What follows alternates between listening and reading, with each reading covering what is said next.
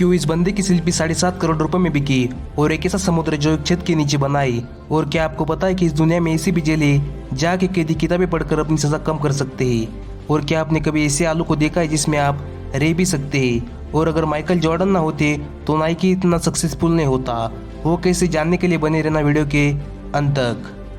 Fact number 1, इस बंदे की शिल्पी 7.5 करोड़ रुपए में क्यों बिकी। आप इस बंदे को देख रहे हो, इसने अपनी शिल्पी बेचकर करोड़पति बन गया। इस बंदे का नाम सुल्तान गोजाली है जो इंडोनेशिया का रहने वाला है और कंप्यूटर की पढ़ाई करता है। इसने 18 साल की उम्र तक 1000 शिल्पी ली और रोज शिल्पी खींचता अपने मजे के लिए। उसने अपने सारे शिल्पी को कंबाइन करके एक वीडियो बनाया जिसका नाम गोंजाली एवरीडे है। उसने अपनी सारी शिल्पी को ओपन सी नाम की NFT नीलामी साइट पर अपलोड कर दिया और पर शिल्पी की कीमत $3 रखी। उसको तो कोई उम्मीद नहीं थी कि कोई आदमी उसके सेल्फीज को खरीदेगा। उसने तो ये सब कुछ मजाक में किया था, पर एक सेलिब्रिटी शेफ ने उसकी कुछ सेल्फीज खरीद ली और अपने सोशल मीडिया अकाउंट पर अपलोड भी कर दिया। उसके बाद बहुत सारे लोग उस सेल्फीज को खरीदने लगे और देखते ही देखते उसके पूरे सेल्फीज $1 मिलियन यानी करीब 7.5 करोड़ रुपए में बिक गए और ये बंदा बिना एक्सप्रेशनल सेल्फी बेचकर करोड़पति बन गया। फैक्ट नंबर 2, आपको जानकर हैरानी होगी कि जापान में एक ऐसा समुद्र भी है जो एक छत के नीचे समा है।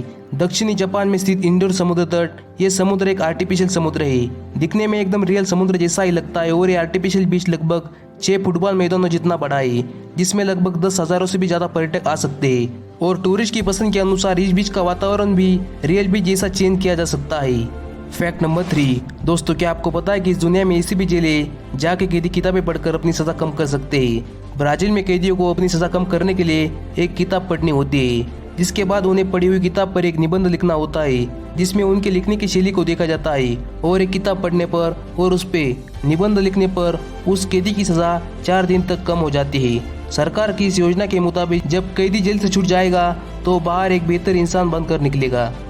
फैक्ट नंबर 4, आपको पता है कि क्रूज शिप में मुर्दाघर होते हैं और ये बात एकदम सच है।